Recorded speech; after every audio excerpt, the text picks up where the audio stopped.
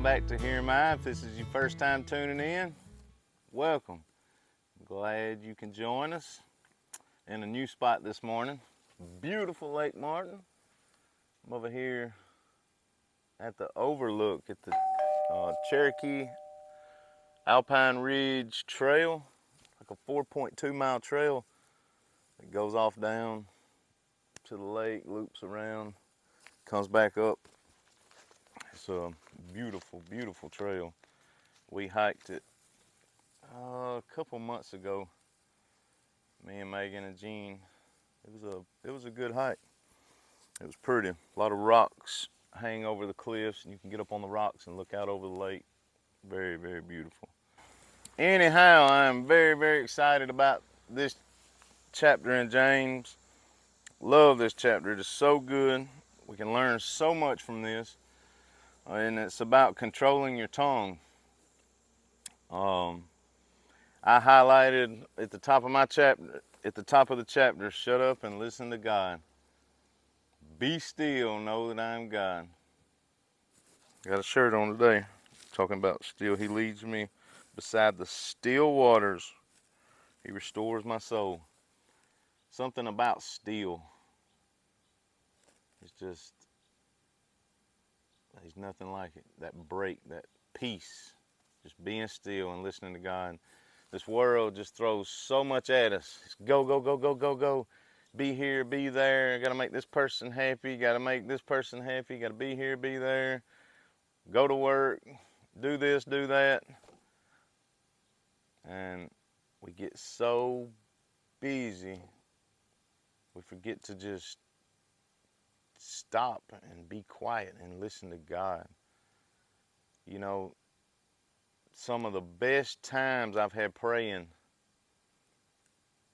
is the ones where I just sit and don't say nothing.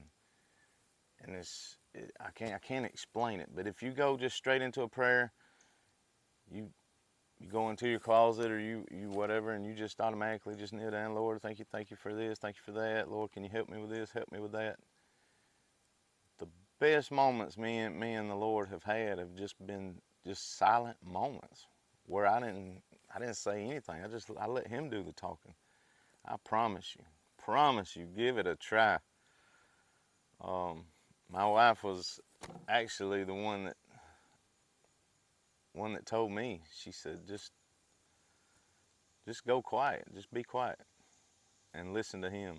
It's just like this morning, you hear the crickets, the frogs, I hear the boats going across the lake. It's beautiful, all the sounds, beautiful. I promise you, give it a try. And if you already do, you know what I'm talking about. But I'm going to go ahead and get started. In chapter 3, verse 1, it says, My brethren, be not many masters, knowing that we shall receive the greater condemnation. For in many things we offend all. If any man offend not in word, the same as a perfect man, and be able also to bridle the whole body. Behold, we put bits in the horse's mouth that they may obey us, and we turn about their whole body. That verse really hits me, because I used to break horses, ride horses, trail ride, team pin, and you know, the bit plays a vital role in what you're doing on a horse, and how something so small can move something so large, so much muscle. You can make a horse stop. I've had where I've been out trail riding and the bridle break, piece of leather, strapping brake, and which I have took muscadine vines and made one, you know, make it work. But I have been off before and it just totally break, and I just just ride back on the halter and just hook my reins inside the halter and come on back. And you can control that horse up to a certain point. I know some of mine you could. They ride all day long, but if they ever got tired, if they ever wanted to head back towards the barn without that bit in the mouth, when one sees the barn in sight and takes off running, you can pull and pull and pull on that neck.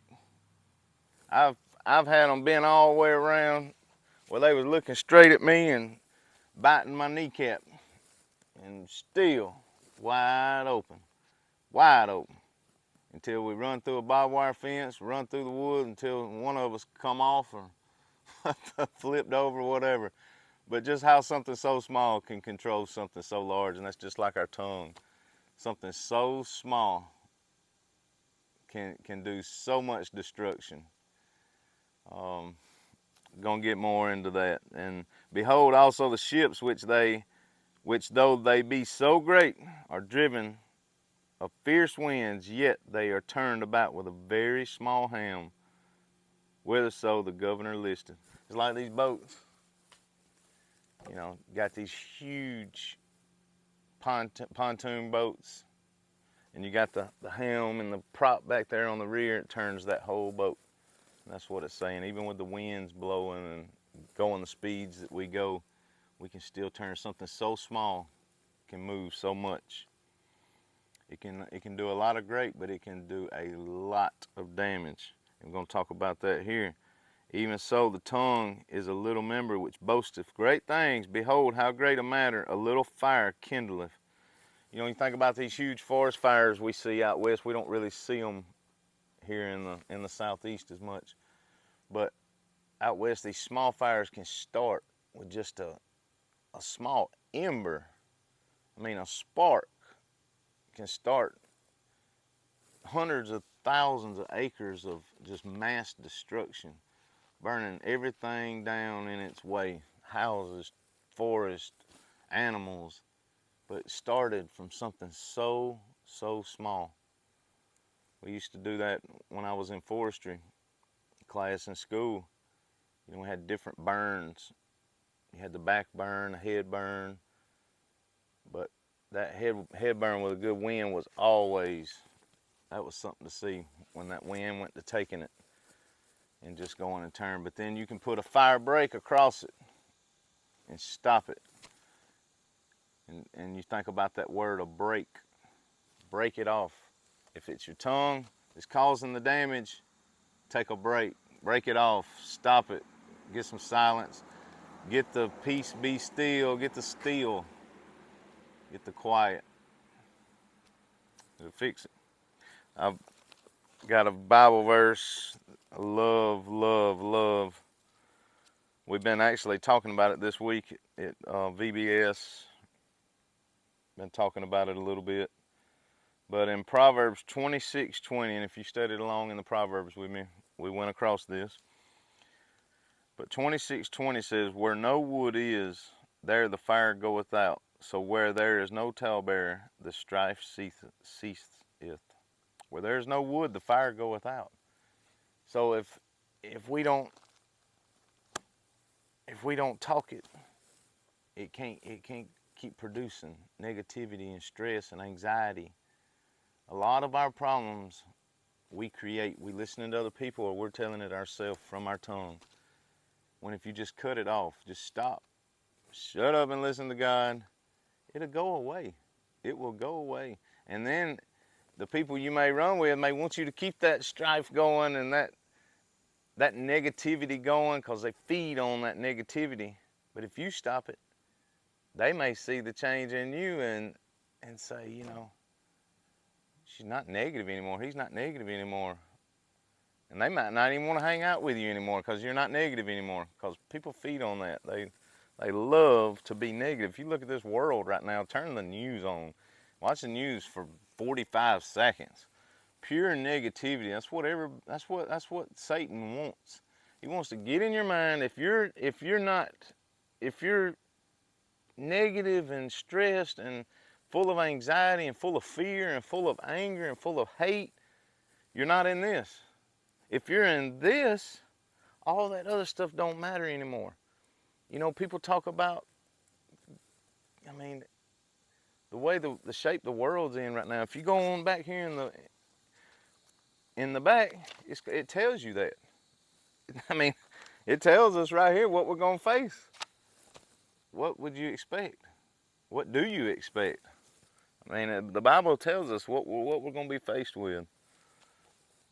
And stay out of that. stay on the positive side. Get out of that negative talk, that negative life. That's why I don't have social media anymore. I had Facebook. Instagram. I had it all. And it's so negative. I would get on in the morning and wake up and, you know, if you woke up this morning, you ought to thank the Lord. Thank you, God, for letting me get up this morning and not be in the hospital hooked to a machine. Thank you for not letting me be sick. Thank you for letting me just be able to take a breath this morning. Because there's a lot of people that can't. A lot of people struggling. And we need to pray for those people. Going back and talking about social media. I had social media. And oh my goodness. The negativity. I mean, you gotta think, would Jesus sit down and look at Facebook every morning and just be happy? Are you sitting down and looking at it and being happy?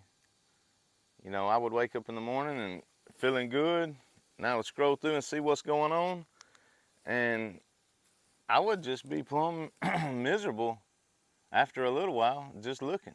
I mean, just a few minutes, just be downright depressed. Like, well, now I gotta go to work.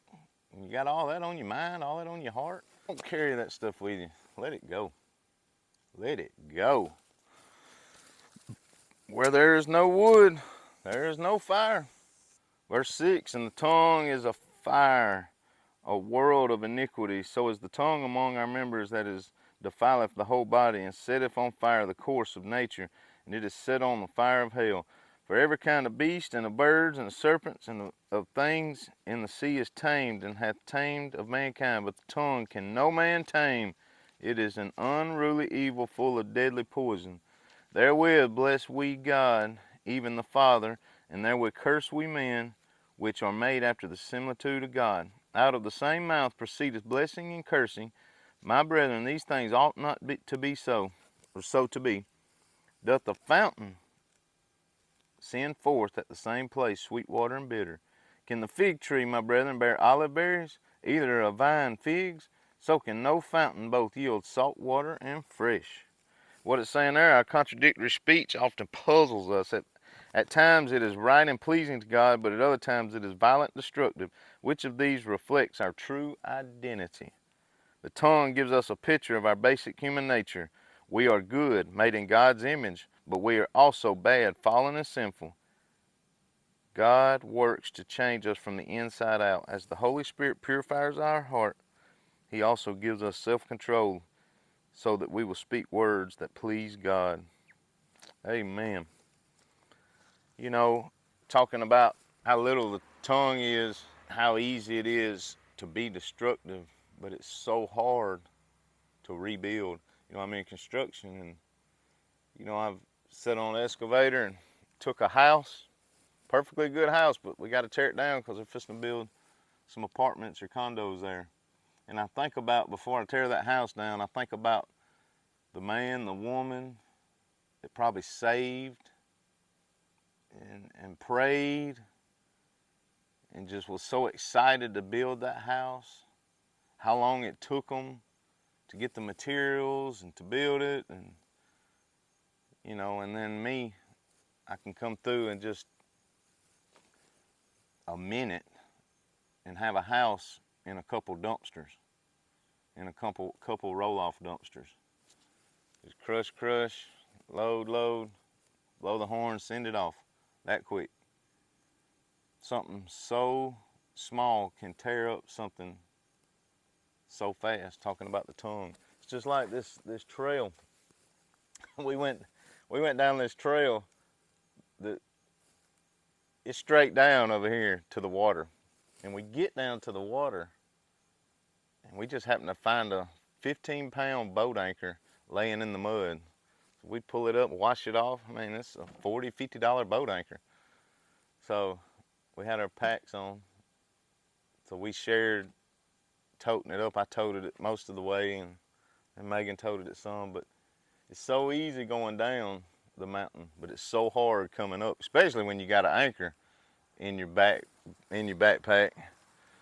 But let's remember that as we go out. And that's something I've had to learn, you know, to just hush, to just be still and hush and shut up. It's so hard at times. We want to pop off and jab right back, and we can't do that. Tear down so much, but it's so hard to build back up. Tear a friendship down just like that. It takes years to mend it, to bring it back.